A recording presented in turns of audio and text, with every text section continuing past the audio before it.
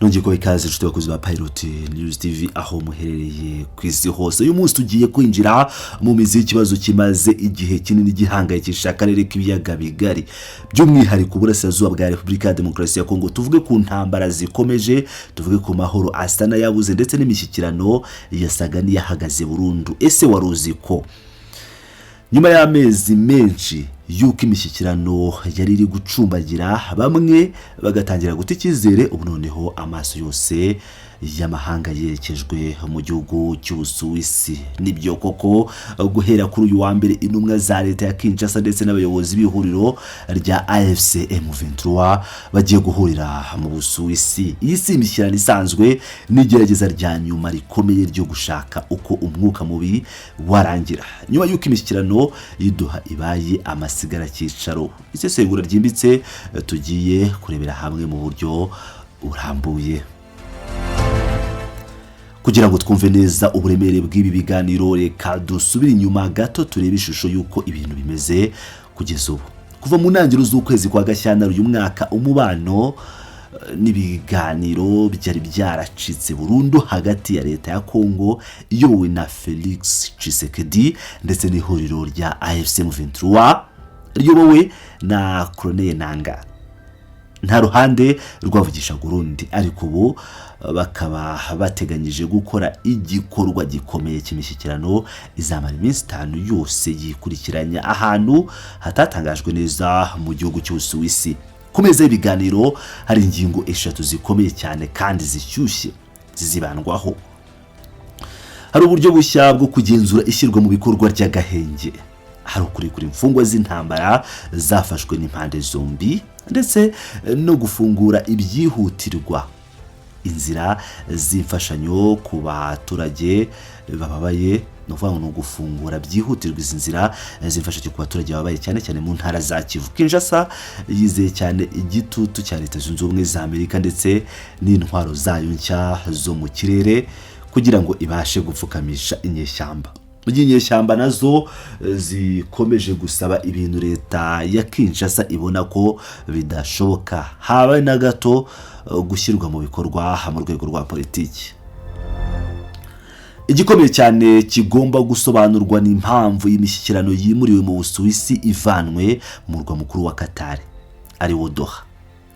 Mu buryo bwatangajwe ku mugaragaro na leta, impamvu yatanzwe ngo ni intambara iri kubera mu burasirazuba bwo hagati, Middle East, ngo byatumye habaho impungenge zikomeye z'umutekano ku ntumwa zizitabira ibyo biganiro. Nyamara rero abasesenguzi bakurikiranira hafi politike barabona ko iyi mpamvu y'umutekano ari urwitwazo gusa, kuko twavuga ibi ngo biratangaje cyane kumva ko umuhuza mukuru ari we gihugu cya QATAR atazigera agera muri iyi mishyikirano y'imbona nkubone i Burayi, ahubwo azakurikiranira ibiganiro hifashishijwe ikoranabuhanga rya video conference. Ibi biratanga ishusho y'uko mu by'ukuri gahunda y'amahoro yari iyobowe na QATAR yageze ku ndunduro yayo, ndetse ko QATAR yananiwe gukemura iki kibazo.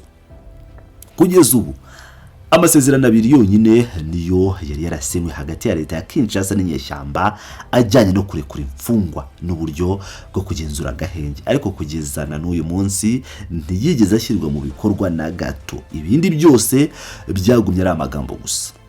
Nkuko twabivuze, ingingo 3 zindi zari mu masezerano y'ibanze zikomeje, ahubwo ni 6 zikomeje kubera ihurizo rikomeye impande zombi, kuko nta n'umwe ushaka kurekura uruhande rwe. Kwimura rero imishyikirano mu Busuwisi rero ni ikintu gitera urujijo rwinshi kuba bikurikira. Urujijo ruriyongera cyane iyo wibutse ko Perezida Felix Tshisekedi we ubwe, perezida w'igihugu, aherutse kugira uruzinduko iduha mu gihugu cya QATAR ku itariki 2 z'uku kwezi kwa 4, mu gihe nyamara amakimbirane hagati ya Israel, Leta Zunze Ubumwe za Amerika na Iran yarageze ahakomeye cyane, amasasu avuza ubuhuha. Icyo gihe ntabwo uruzinduko rwa Chilombo rwigeze ruhagarikwa kubera umutekano muke. None se kuki ruhagarikwa kubera umutekano ubu ari bwo nyine bari kuvuga ngo umutekano wayo rwitwazo rukomeye rwo kwimura ibiganiro ku mugabane w'Uburayi. ukuri kwihishe inyuma y'ibi nuko abahuza b'iyi mishyikirano bafite icyizere cy'uko guhindura ahantu ibiganiro bibera bishobora gutuma impande zombi zikuraho inzitizi zari zarazitiye mu mezi menshi ashize. Barashaka guha isura nshya n'imbaraga nshya ibi biganiro. Reka noneho twinjire mu ngingo bwite zizaganirwaho mu Busuwisi. Ingingo ya mbere ihabwa agaciro kenshi ni isuzumwa rishya ry'uko agahenge ka kubahirizwa ku kibuga cy'imirwano. Tuvugisha ukuri, ibintu byarazambye cyane kuva hasinywa amasezerano y'amahoro y'i Washington ku itariki y'Ukuboza. Amasezerano yari yahuje Congo n'u Rwanda. Icyo gihe ihuriro AFC M23 ryatangaje ryeruye ko ayo masezerano atabareba na gato. M23 ntiyatinze ikaba yarongeye kwibutsa by'umwihariko Donald Trump ubwo yabwagaho ibitero n'abarundi ndetse na FRDC n'abacancuro ndetse n'abazarendo, ndetse nayo igahita isubiza mu buryo bukomeye cyane kigarura umujyi w'ingenzi wa Uvira. Uko kwigarura Uvira rero kukaba kwarakaje bikomeye cyane leta ya Washington, bituma ishyiraho igitutu kidasanzwe ku nyeshyamba ko zikura ingabo zazo muri uwo mujyi, ndetse ziranabikora. Ariko nubwo bavuye muri uyu mujyi, akarere gakomeje kubamo imirwano ikomeye idahagarara hagati ya AFC M23 n'ingabo za leta ya FARDC zifatanyije n'imitwe yitwaje intwaro ibashyigikira izwi cyane nka wazarendo, tutagiye abarundi, abacancuro, FDLR ndetse n'abandi benshi takataka zose. Kubera ko leta ya Kinshasa yagiye igaragaza intege nke zikomeye ku rugamba rwo kubaka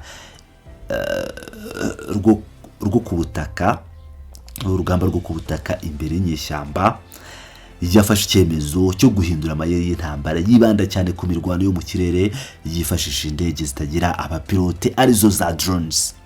Ibitero byo mu kirere byarakomeje bikomeza gukaza umurego kugeza naho ku itariki ya 24 Gashyantare igitero cya drone cyahitanye mu buryo butunguranye umuvugizi w'ihuriro rya AFC M23 Bwana Willy Ngoma yitwa Colonel. Uko kwica umuyobozi w'inyeshyamba byerekana neza kandi ko imirwano itigeze hagarara, ndetse ko agahenge gahora kavugwa kari ku mapuro gusa ariko kavogerwa umunsi ku wundi. Niyo mpamvu uburyo bwo kugenzura akagahenge bugomba kongera gusuzumwa mu Busuwisi, hakigwa n'uburyo ingabo za MONUSCO zifatanyije na CIRGL zizakora ubugenzuzi.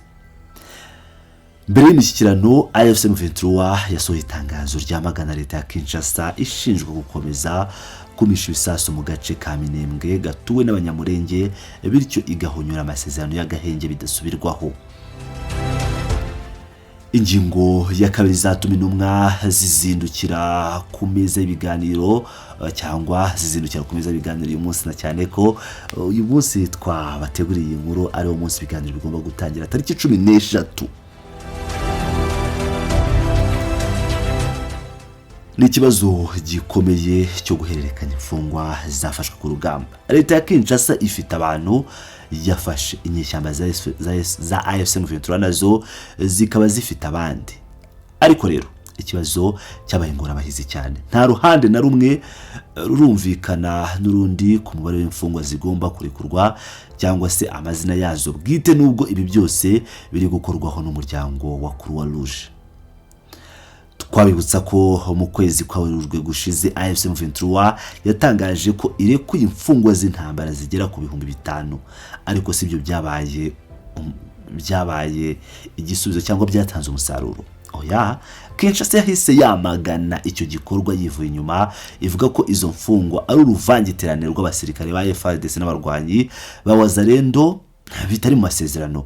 Ku rundi ruhande, inyeshyamba za AFC M23 ziracyategereje ko Kinshasa yerekana urutonde rwayo rw'imfungwa izarekura. Ingingo yagombaga kuba yarashyizwe mu bikorwa kera, izaba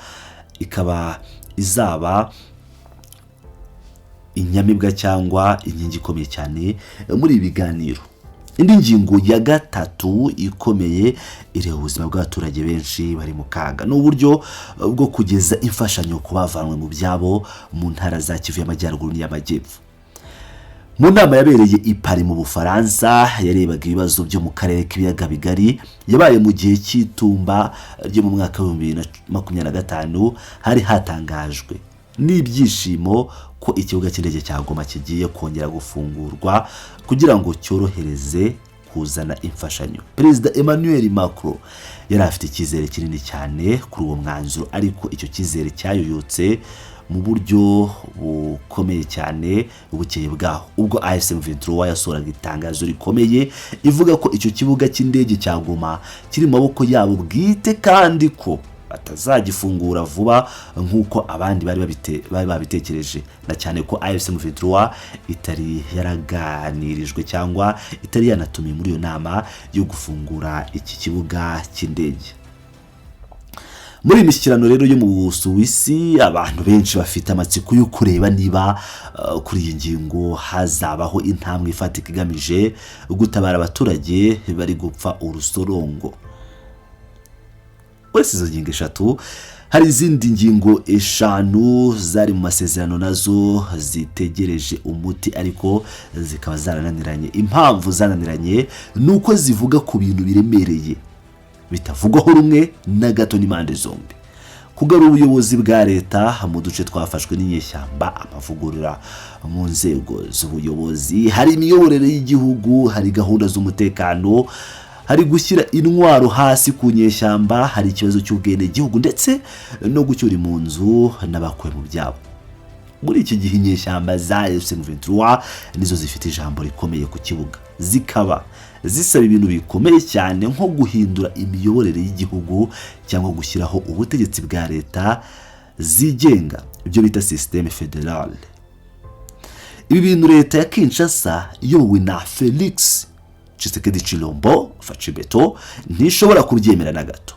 Iyi ni imwe mu mpamvu zikomeye zatumye imishyikirano ya Doha ihera mu rungabangabo, icyo kuko ntawe ushaka kurekura amahame ye. Leta ya Kinshasa ifite intege nke ku buryo idashobora gusoza amasezerano na M23 kuko byayisaba kugira ibice by'ubutaka igomba kurekura cyangwa se igaha inyeshyamba ijambo rikomeye.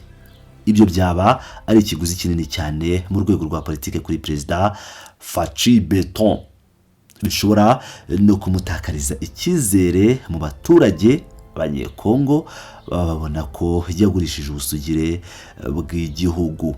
Ku rundi ruhande rero inyeshyamba nazo zifite imbaraga zidasanzwe za gisirikare ku buryo zidashobora gusinya amasezerano azisaba kurekura no kuva mu bice zigenzura zakoreye zivunitse.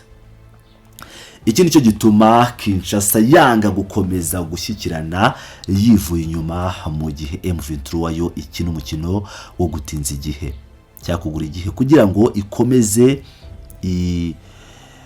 yiyubake neza, yubake imbaraga zayo mu bice yamaze kwigarurira no kwitegura. Uku gutinda cyangwa kuba buri ruhande rukomeje kugenda rwifunga no kudashaka kumanuka ku ntebe z'ibyifuzo bwite nibyo bihindura iki kibazo cya Kivu urusobe rukomeye ku buryo bigoye ko hari ijambo ryiza rishobora gusa kuba ryaza ngo rikemure ibi bibazo. Mu gusoza iri sesengura ry'ibiganiro byatangiye uyu munsi cyangwa biri butangire uyu munsi, biragaragara neza ko mu Busuwisi imbere y'izimagarara zidashira hakenewe umuntu ukomeye ushobora guhindura umukino wose, uwo bita game changer mu ndimi z'amahanga. Nta wundi rero ni Leta Zunze Ubumwe za Amerika. Amakuru yizewe ashimangira ko intumwa idasanzwe ya Amerika bwana Masad Boulos ari umwe mu bantu bategerejwe kumeza ibiganiro nk'urwego ruremereye. Ese Amerika izemera kwambara inkweto zayo za gipolisi no gukina uruhare rw'umujandarume ikosi y'itutu gikomeye impande zombi kugira ngo zishyire mu bikorwa ibikubiye mu masezerano yasinywe? Ibyizerwa bya Amerika muri diplomasi mpuzamahanga biri mu kaga cyane kuri iki kibazo cya Congo.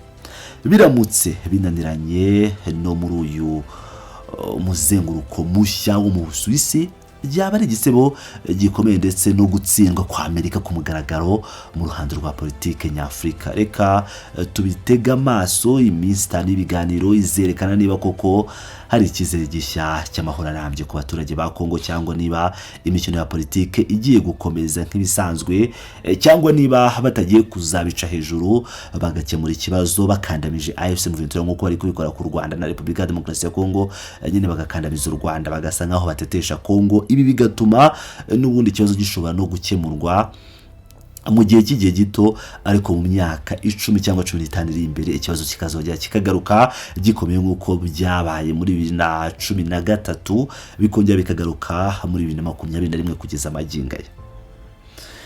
Nshuti bakunzi ba Pilot News TV, ndabashimiye cyane, mukomeze kubana natwe, mugira ibihe byiza.